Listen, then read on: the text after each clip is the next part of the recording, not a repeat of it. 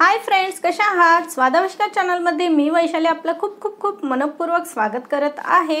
आज आपण एकदम सॉफ्ट असा दहीवडा कसा बनवायचा ते पाहणार आहोत। चला तर मग पाहूया। हो, पण सुरू करण्याआधी तुम्ही जर माझ्या चॅनलला सबस्क्राइब केलं नसेल तर प्लीज सबस्क्राइब करा।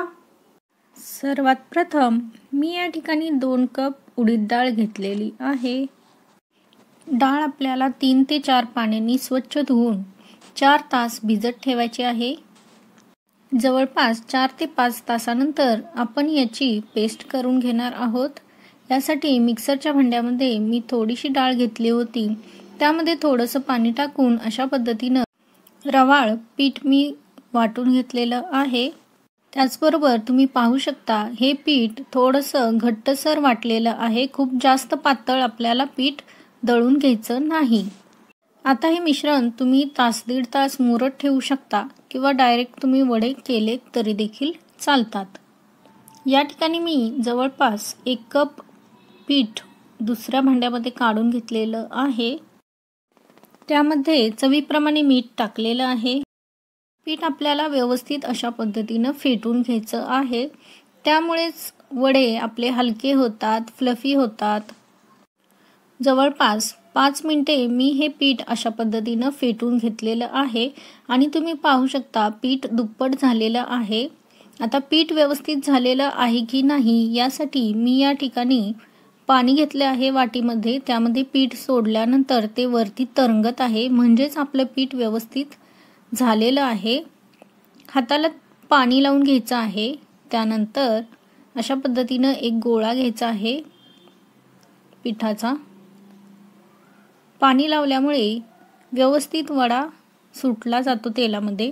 दुसऱ्या हाताला देखील पाणी लावून घ्यायचं आहे।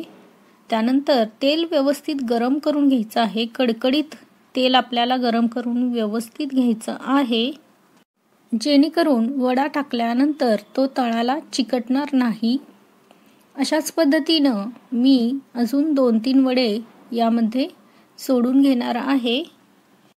पीठ खूप जास्त पातळ करू नका, नाहीतर वडे सोडण्यासाठी तुम्हाला प्रॉब्लेम होऊ शकतो। वड्यांना पाहिजे असा आकार येत नाही, त्यामुळे पीठ करतानाच मुळात थोडंसं दळताना घट्टसर दळायचं आहे किंवा वाटून घ्यायचं आहे मिक्सरमधून।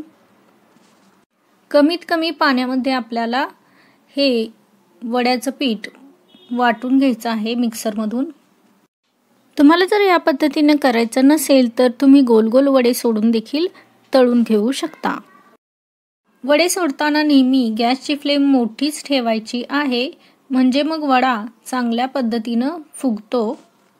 वडे सोडल्या सोडल्या लगेचच त्याला हलवायचं नाही चमच्यानी, थोडंसं व्यवस्थित होऊ द्यायचं त्याला आणि मग चमच्याच्या साहाय्याने अशा पद्धतीने तळापासून सोडवून घ्यायचं आणि दोन्ही बाजूनी पलटून पलटून आपल्याला व्यवस्थित हे वडे भाजून घ्यायचे आहेत।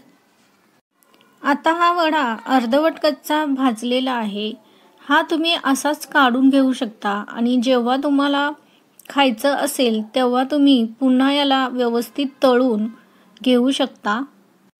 म्हणजे आयत्या वेळी न करता आधीच तुम्ही हे वडे करून ठेवू शकता। मी मात्र एकाच वेळी हे तळून घेतलेले आहेत। मंद गॅसवर आपल्याला हे वडे भाजून घ्यायचे आहेत, जेणेकरून आतपर्यंत वडा व्यवस्थित भाजला जाईल, आतून कच्चा वडा राहता कामा नये। आता हे वडे तयार झालेले आहेत, मी काढून घेत आहे। एका बाउलमध्ये मी पाणी घेतलेलं आहे, त्यामध्ये मी थोडंसं मीठ टाकून घेतलेलं आहे। यातच आपल्याला वडे टाकून ठेवायचे आहेत। पाण्यामध्ये मीठ मिक्स करून घ्यायचं आहे, त्यानंतर त्यामध्ये वडे टाकायचे आहेत। जवळपास अर्धा तास आपण हे असंच झाकून ठेवणार आहोत। तोपर्यंत आपण दही घोटून घेऊ। मिक्सरच्या भांड्यामध्ये मी 1 कप दही घेतलेलं आहे। हे एकदम ताजं दही आहे, त्यामुळे मी 1च चमचा साखर टाकलेली आहे। तुम्ही 2 चमचे देखील टाकू शकता। चवीप्रमाणे मीठ आणि यामध्ये जवळपास पाव चमचा आलं टाकलेलं आहे आणि हे मिक्सरला फिरवून घेतलेलं आहे। दही हे चांगल्या क्वालिटीचं हवं। दहीवड्याची सगळी टेस्ट दह्यावरतीच अवलंबून असते। आता पाण्यात मुरलेले वडे अशा पद्धतीने पिळून घ्यायचे आहेत। पाण्यात ठेवल्यामुळे वड्यातील मिठाचं प्रमाण कमी होतं, म्हणून आपण पाण्यामध्ये मीठ टाकलेलं होतं। यावरती आपण दही टाकून घेणार आहोत. अशा पद्धतीनं पातळ कन्सिस्टन्सी हवी दह्याची, नाहीतर ते व्यवस्थित वड्यामध्ये मुरलं जात नाही. गरज असेल तर दह्यामध्ये तुम्ही पाणी देखील टाकू शकता. आणि आता मी वरून थोडीशी जिरेपूड, थोडासा चाट मसाला, थोडीशी तांबडी पूड टाकून घेतलेली आहे. माझ्याकडे चिंचेचा कोळ शिल्लक होता, त्यामुळे मी वरून टाकलेला आहे. तुमच्याकडे ग्रीन चटणी किंवा चिंचेचा कोळ नसेल, तुम्ही नाही वापरला तरी देखील चालेल. फक्त दह्यामुळेच याला अप्रतिम टेस्ट येते. आणि पाहू शकता मस्त असा सॉफ्ट मऊ लुसलुशीत झालेला आहे दहीवडा.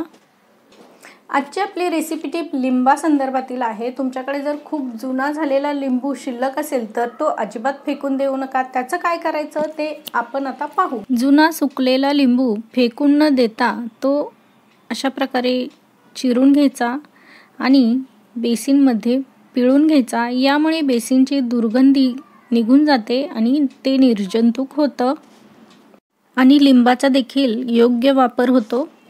तर कशी वाटली रेसिपी नक्की कमेंट करा. पुन्हा भेटू अशाच एका छानशा नवीन रेसिपीसह. तोपर्यंत पाहत राहा आपला खवय्यांचा परिवार स्वादाविष्कार. धन्यवाद.